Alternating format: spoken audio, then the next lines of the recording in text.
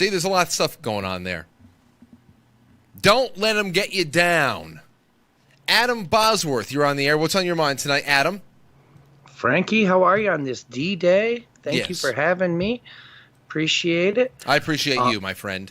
Hard to believe, 75 years ago, D-Day, man. If you watched any of that footage that just come out, I mean, not new footage, but did you catch any of that? It's so amazing, What the do you mean? bravery of those men. The new footage? Well, I don't know if it's new footage, but just looking at those men coming off that boat, I don't know if we could find boys who would have the balls to do that today, you know? There would be. Well, I mean, we have them. But as far as the outpouring of what you had back then, where where teenagers were counting down the days until their 17th or 18th birthday so that they can go enlist because their friends had already gone, and they had to, this was something they had to do.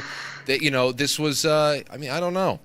Yeah, my grandfather was a World War II vet, and my dad was a lottery winner, actually. So he signed up and he served in the Army during the Vietnam War. So I come from a family of them. And my dad said, don't you ever dare go into the Army.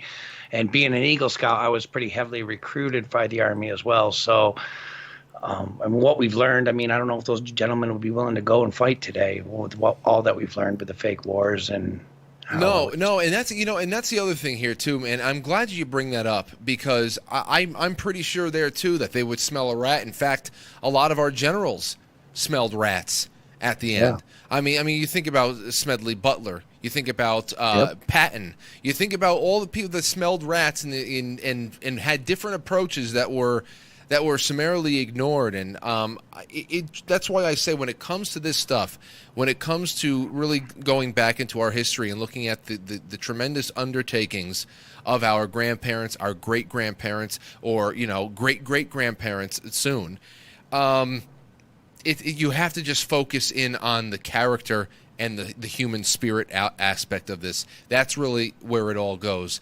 Even when it comes down to going up to Shrub Oak for the funeral back in March or whenever it was. Yeah. That's what it was all about, man. It's just that character where we've lost that in that generation, and hopefully we're going to have to search around and dig it up again soon. We're going to need the strong men to make things good again. Well, I mean, we are in a war, and it's the information war. I mean, oddly, as much as you want to say Alex InfoWars, we really are in an information war, and it's just the battlegrounds change. There's no need for boys to be standing at each other, shooting at each other anymore. I mean, the battle is in the digital. I mean, look what YouTube just did.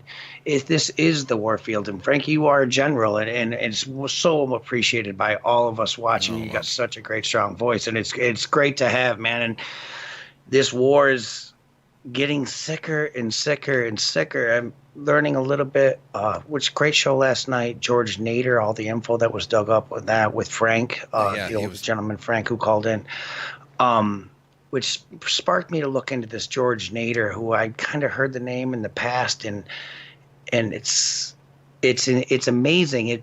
His ties to children and child pornography and pedophilia, it wasn't just a 1985 thing. So this George Nader, he was almost wrapped up in an ordeal in 1985 involving stuff that didn't come out. But what did come out is he was caught with having Middle Eastern magazines depicting young children. His hotel or home was raided in 1985, and they found 5 or 6 magazines, child pornography magazines. That case was thrown out in 1985. They said it was illegal search warrant type stuff. I'm sure that was just a cover for what Frank had mentioned last night. How convenient. Yeah. So in 1985, he got a walk on that. In 1991, all right, he flies into an airport here in the United States, and he's got child pornography on him. He gets arrested, all right.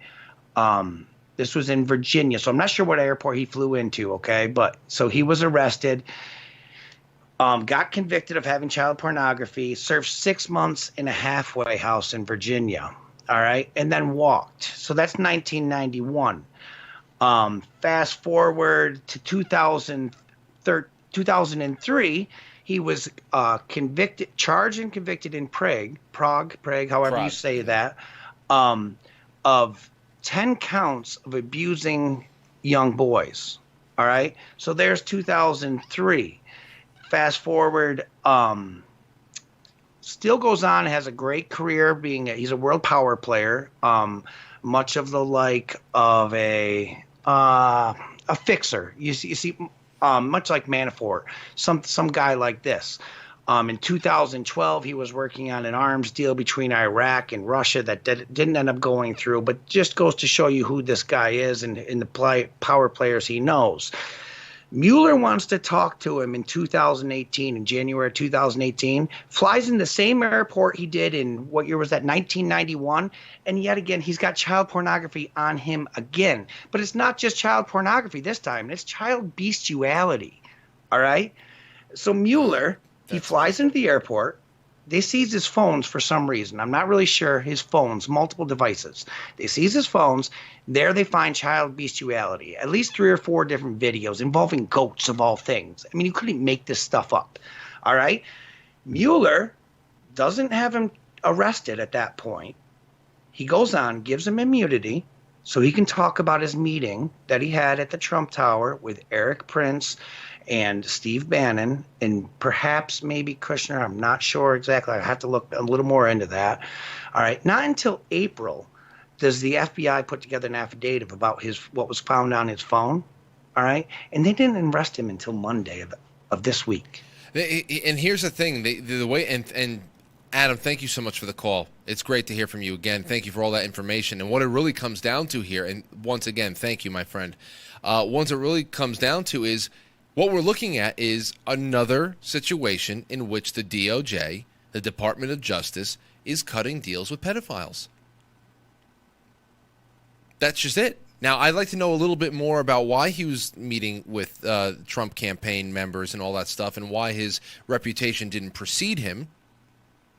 I'd like to know a little bit more about that, get a little bit more clarity on that whole thing. But as far as the DOJ goes, this is the second time in like 6 months that we have seen evidence of our FBI, our Department of Justice, cutting immunity deals with pedophiles to be able to go after things that we would all just common sense say are lesser crimes. To give Jeffrey Epstein, any kind of a break on what he was doing to young girls on his island, so that they can go after white-collar financial crime in New York City, is beyond me. And Mueller's got his hands all over that too.